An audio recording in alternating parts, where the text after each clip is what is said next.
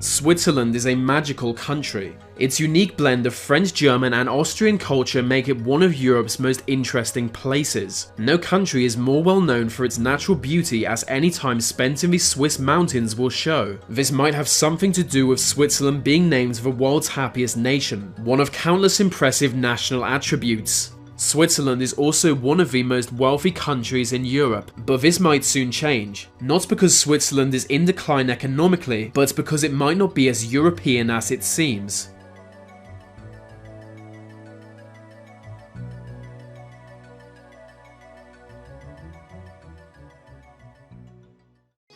Switzerland is more or less in the centre of Europe, yet has never joined the European Union despite being surrounded by member states. Until 2016, Switzerland was applying to join, but withdrew the application after Britain voted to leave the Union. The Swiss government has since made the controversial decision to join the African Union instead, thereby becoming the only country to ever change continent. It was a move no one expected and prompted a debate over whether a nation can change continent. Polls suggest around 70% of the Swiss public are in favour of the concept, emboldening political figures to voice support for it. One of the most high-profile politicians to do so is former Swiss Foreign Secretary Bastien Rouche. According to him, the concept of a continent is man-made. In these modern times, any nation may identify with any continent it likes. He went on to say, "We're all human. All of us on every continent are part of one united family. Apart from Cambodians, those guys are straight Martians." Following this latter comment, the Cambodian government threatened war with Switzerland, scaring no one but forcing Rouche to resign. Rouche or no Rouche, Switzerland seems set to officially join the AU. In fact, people are already calling it the Switzerland of Africa. The most immediate implication of the shift is that Germany, Austria and France will now share a border with Africa.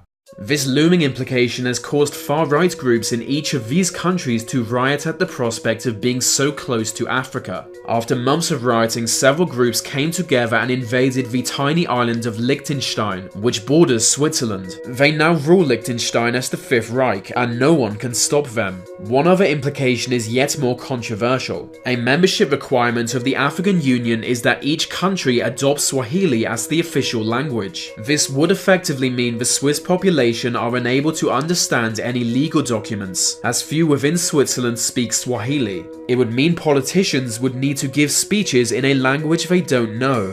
The social and political effects of such a change would be bizarre and devastating, a term so often used by the Swiss press to describe this situation. If successful, Switzerland could pave the way for other non-African countries to join the African Union, meaning it would no longer be the African Union, just Union. But when Belarusian journalists jokingly asked the AU president, Big Dang, if Belarus might also be able to join, he said, "Of course not. Belarus is not an African country. Now get your white ass out this bitch."